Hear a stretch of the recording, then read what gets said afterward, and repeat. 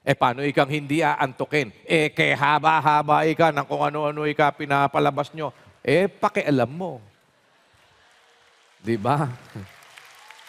Opo. Ba't ika ganun ang ginagawa nyo? Ba't ika ganun ang ginagawa nyo? Di naman ikaw. Pakialam mo. Oh. Di ba? Di ba? Ganun lang naman. Bagay kung saan pa tayo mapunta, mga kapatid. Ano? Ang sa atin, di ba ikaw ganito? Di ba ganon? Di ba ganito? Di ba ganyan? Diyan mo na makikita. Yan ang sinasabi nga ni Anthony Castello. Di ba? Balat kayo pala ang buhay sa mundo. Nakangiti kakit, hindi totoo. Magandang bulaklak ang siyang katulad mo.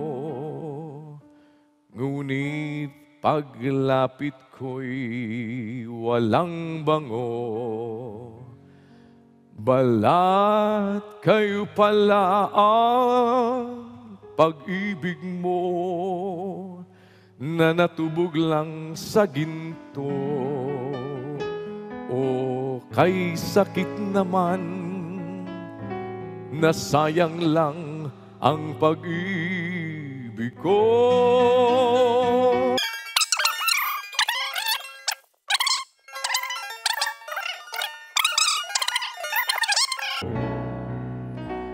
Balat kayo pala ang pag-ibig mo na natubog lang sa ginto. O kay sakit naman na sayang lang ang pag-ibig ko. Kaya ang buhay nila ngayon puro buto. Di ba ganyan? Ganyan. Meron pong ganon, mga kapatid.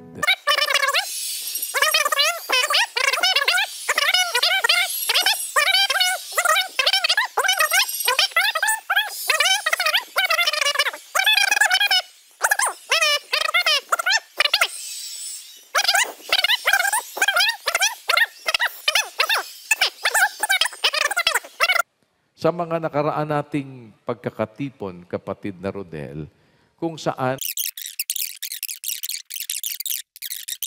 umpisahan natin, kapatid na Rodel, sa Juan. Umpisa tayo, kapatid na Rodel, ha?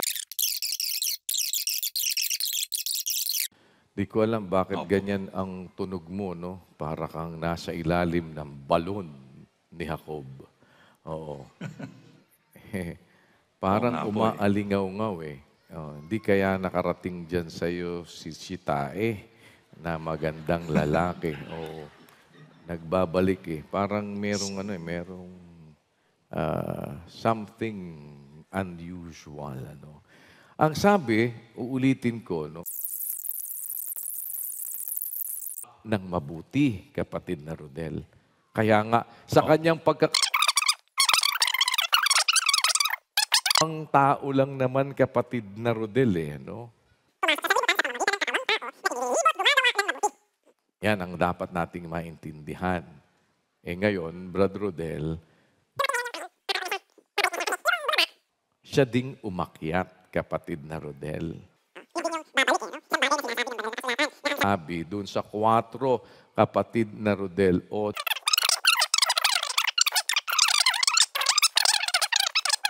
yan ngayon, kapatid na Rodel? Sa madaling salita, dahil paroroon na siya sa Ama, kapatid na Rodel, humihinto ng paggawa, kapatid na Rodel. Kaya sabi din ni Pablo sa 2:13 ng Filipos, kapatid na Rodel, kasi pa rin yan, kapatid na Rodel, hindi mo pwede. Basta't paggawa lang yon. kapatid na Rodel. Ito na po yung ating pinag-aaralan ngayon, kapatid na Rodel. Kapatid ang pag-ibig.